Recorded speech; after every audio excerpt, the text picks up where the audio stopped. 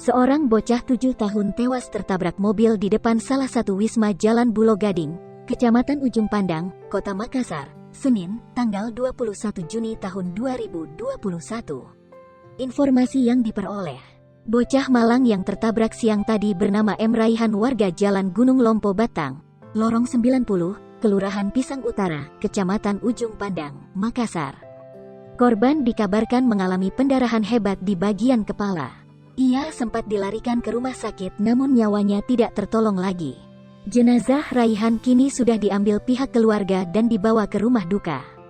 Belum diketahui pasti kronologi dan penyebab kejadian. Tribun Tanda Hubung Timur.com masih berusaha mengonfirmasi ke unit laka Lantas Polrestabes Makassar.